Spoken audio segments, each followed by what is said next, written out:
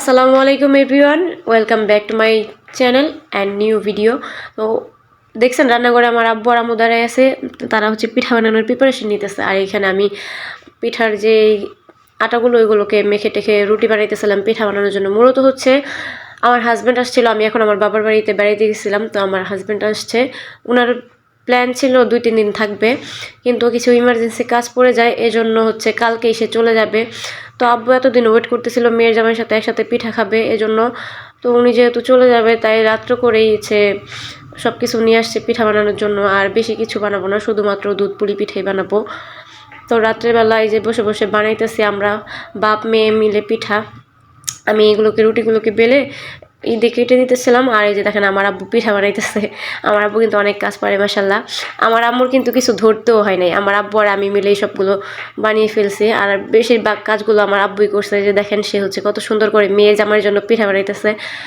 আসলে বাবার হয়তো এরকমই থাকে, মেয়ের জামাইদেরকে অনেক বেশি আদর করে, অনেক বেশি মানে নিজের ছেলের মতো দেখা। আর এই যে এখানে দেখেন আমার ছোটো বোন বসে বসে গুড় খাইতেছে আর একটু আটা চাইতেছে, এই হচ্ছে কাহিনী। আর এখানে আমরা দেখেন কয়েকটা পিঠা বানিয়ে ফেলেছি। আর আমার আব্বু এই যে, আর আমার মাই কিছুই করে না, আমার মাই শুধু ঘুরতেছে দেখতেছে এইগুলা। আমার আব্বু বলছে তোমার কিছু করতে হবে না, আমরা পিঠা বানাইতে পারি। তো বাপ মেয়ে মিলে দেখেন মাশাল্লাহ কতগুলো পিঠা বানিয়ে ফেলছে দেখছেন। এখন আমার আব্বু সবগুলো এখানে রাখতেছে, এখন হচ্ছে শিরার মধ্যে দিব এই জন্য আর কি। আর এই যে দেখেন এখানে আমার মা বসে আছে, বসে বসে আমাদের কাজ করে দেখতেছে, সাথে আমার ছোটো বোনও বসে আছে। তারপরে পিঠাগুলো সব নিয়ে আসছি। তারপরে এটা হচ্ছে গুড়ের যে শিরাটা ওইটার মধ্যে হচ্ছে এখন পিঠাগুলোকে দিয়ে দিব।